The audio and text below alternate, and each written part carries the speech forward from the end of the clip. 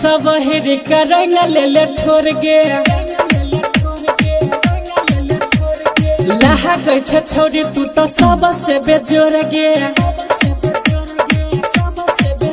हे गे सही जी सब हेरे करंग ले ले ठोर गे लहा गई छे छोड़ी तू तो सब से बेजोर गे आ वीडियो बनाबे झूम के कैमरा वाला लाइन मार डीजे वाला आ टोला मोहल्ला में होई गेलै हाला लाइन मार डीजे वाला आ वीडियो बनाबे झूम के कैमरा वाला लाइन मार डीजे वाला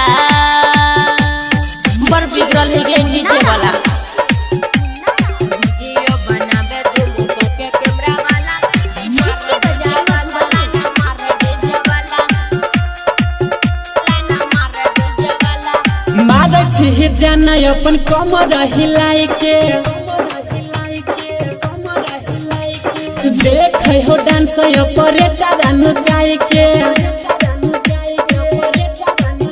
हे गे मार छी जाना अपन कमर हिलाई के देख हो डांस ऑपरेटर अनुगाई के अबे सीने बोला मुंह बंद कर साला लाइन मार डीजे वाला आ वीडियो बनाबे झूम के कैमरा वाला लाइन मार डीजे वाला आ टोला मोहल्ला में होई गेलै हाला लाइन मार डीजे वाला ई चश्मा वाला तो और बेकार वीडियो बनाबे झूम के कैमरा वाला मार डीजे वाला लाइन मार डीजे वाला लाइन मार डीजे वाला राम देव यादव के गाना आज बाजी हे गे राइटर राहुल से केहू नहीं बाची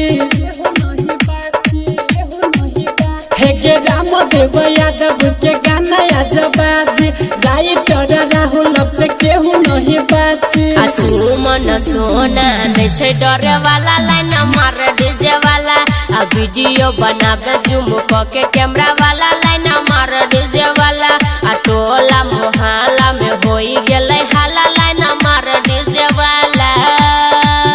सईज सब हेरे करंग ले ले ठोर गे लहा गई छे छोड़ी तू तो सब से बेजोर गे हे गे सही जी सब हेरे करंग ले ले ठोर गे लहा गई छे छोड़ी तू तो सब से बेजोर गे आ वीडियो बनाबे झूम के कैमरा वाला लाइन मार डीजे वाला आ टोला मोहल्ला में होई गेलै हाला लाइन मार डीजे वाला आ वीडियो बनाबे झूम के कैमरा वाला लाइन मार डीजे वाला